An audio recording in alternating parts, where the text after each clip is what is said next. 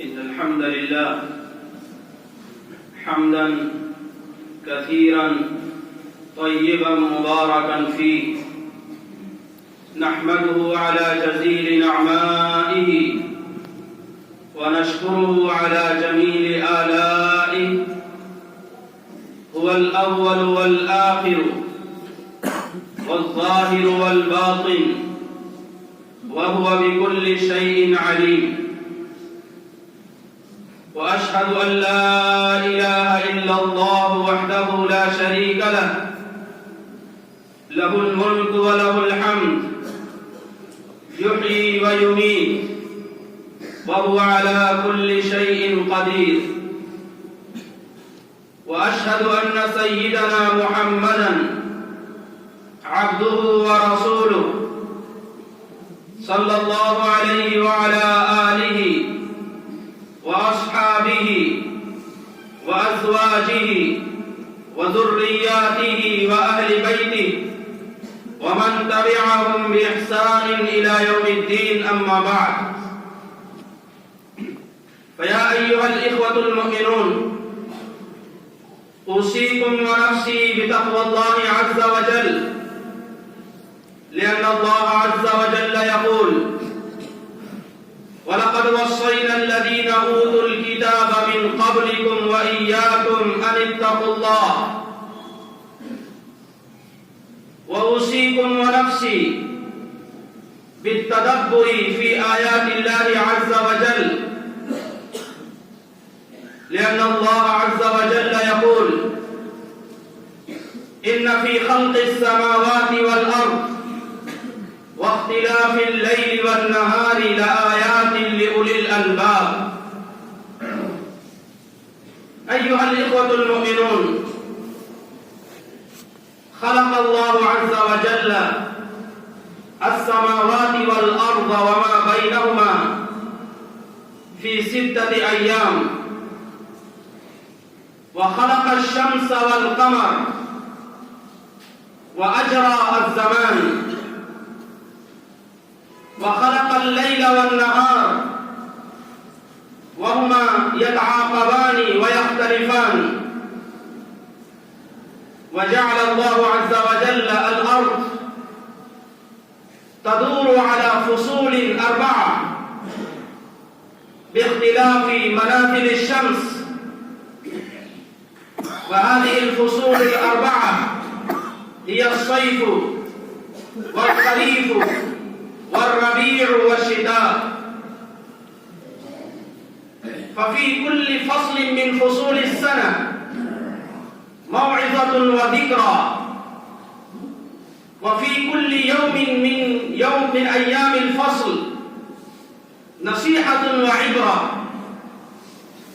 ولما كان فصل الشتاء هو أشد الفصول ببرده وبزمهريره وبثلوجه، كان له من الأهمية التي لا تجحد ولا تنكر.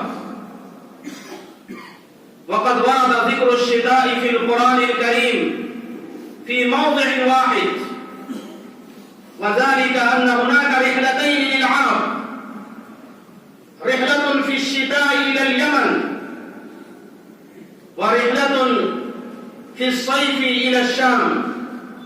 وقد ذكر الله سبحانه وتعالى هذا في قوله وفي سورة قريش، قال تعالى: لإيلاف قريش إيلافهم رحلة الشتاء والصيف فليعبدوا رب هذا البيت الذي أطعمهم من جوع وآمنهم من خوف. أيها الإخوة المؤمنون، إن هناك أزمنة وهناك أمكنة تذكرنا بنعيم الجنة، وكذلك أزمنة وأمكنة في الدنيا تذكرنا بنار جهنم. ففصل الشتاء يذكرنا بزمهرير جهنم. وقد ذكر الله سبحانه وتعالى في القرآن الكريم أنواعا من العذاب، ومنها الحميم والغساق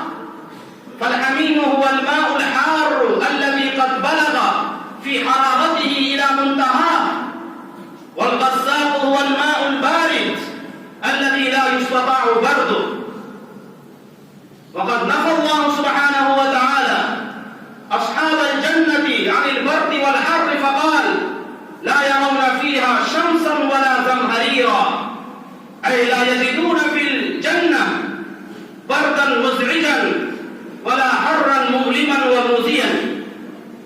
ومن أعظم ما يذكرنا بنار جهنم النار التي نستعملها صباح مساء ليل نهار.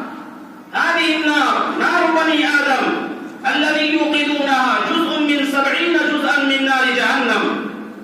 قال الله سبحانه وتعالى نحن جعلناها تذكرة ومتاعا للمقوين، أي نحن نذكركم بهذه النار التي هي أكبر، التي هي جزء من نار جهنم، وهي ليتعظ بها المؤمنون، وهذه النار هي متاع ونفع للمسافرين. وقد روى الإمام البخاري عن أبي هريرة رضي الله عنه قال قال رسول الله صلى الله عليه وسلم اشتكت النار إلى ربها فقالت النار يا ربي أكل بعضي بعضا، فجعل الله عز وجل لها نفسين، نفس في الشتاء ونفس في الصيف، فأشد ما تجدون من الحرارة وأشد ما تجدون من الزمهرير بسبب ذلك. أيها الإخوة المؤمنون، إن فصل الشتاء له أحكام وآداب. هناك أحكام تتعلق بالطهارة، وهناك أحكام تتعلق بالصلاة.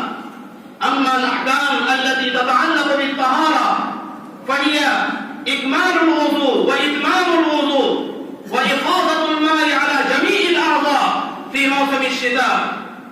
وقد يتساهل بعض الناس إذا كان الماء باردا على إمرار الوضوء، فالله سبحانه وتعالى حذر من ذلك.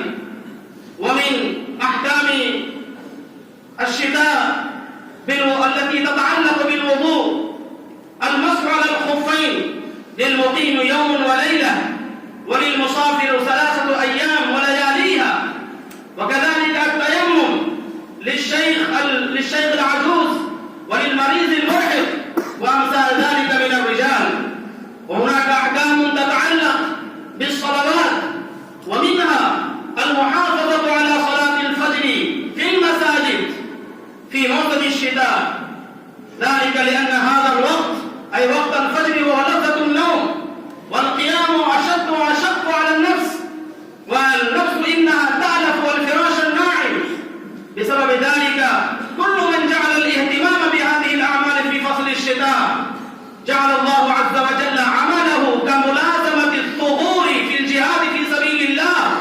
وقد أشار النبي صلى الله عليه وسلم فقال ألا أدلكم ما يمحو الله عز وجل به الخطايا ويرفع به الدرجات؟ قالوا بلى يا رسول الله.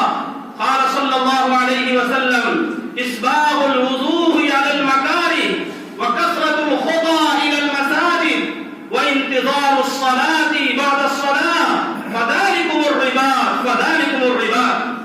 أيها الإخوة المؤمنون، فصل الشتاء فصل ربيع للمؤمن.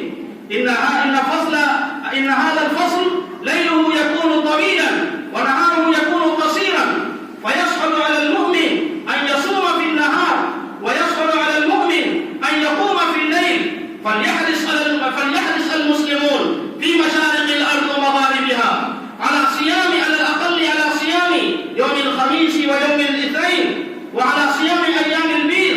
وكذلك لا بد ويجب أيضا ويسن للمؤمنين جميعا أن يكونوا مواظبين على أداء الصلوات في الليل، ذلك لأن النبي صلى الله عليه وآله وسلم يقول أفضل الصلاة بعد الفريضة الصلاة في الليل أي قيام الليل.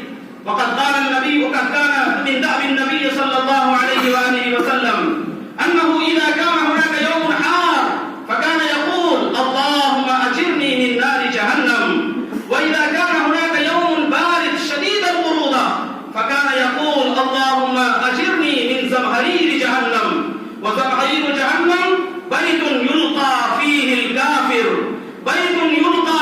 الكافر فيتميز من شدة برده. أعاذنا الله وإياكم من هذا الجحيم.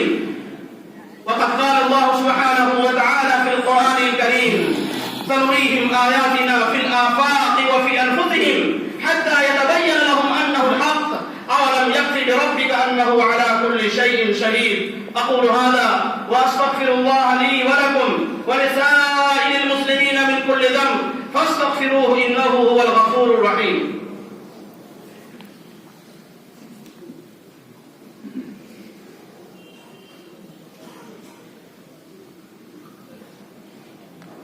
الحمد لله نحمده ونستعينه ونستغفره ونؤمن به ونتوكل عليه ونعوذ بالله من شرور أنفسنا ومن سيئات أعمالنا. من يهده الله فلا مضل له ومن يضلله فلا هادي له، ونشهد أن لا إله إلا الله وحده لا شريك له، ونشهد أن سيدنا محمدا عبده ورسوله صلى الله عليه وعلى آله وأصحابه وأزواجه وذرياته وأهل بيته وبارك وسلم تسليما كثيرا كثيرا. أما بعد، فيا أيها الإخوة المؤمنون، إن الله سبحانه وتعالى أمركم بأمر بدأ فيه بنفسه وثنى بملائكته المسبحة لقدسه وثلث بكم أيها المؤمنون حيث قال مخبرا وآمرا: أعوذ بالله من الشيطان الرجيم، إن الله وملائكته يصلون على النبي يا أيها الذين آمنوا صلوا عليه وسلموا تسليما. اللهم صل على محمد وعلى آل محمد كما صليت على إبراهيم وعلى آل إبراهيم إنك حميد مجيد.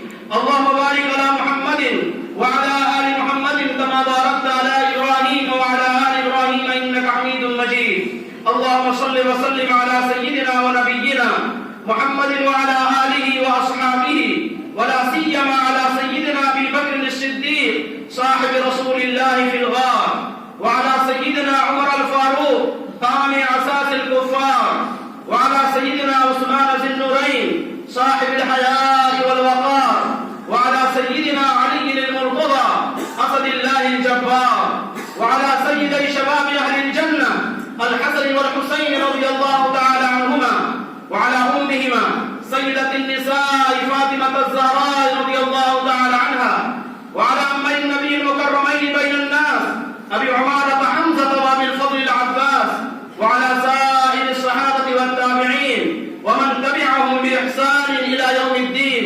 أولئك حزب الله، ألا إن حزب الله هم المفلحون.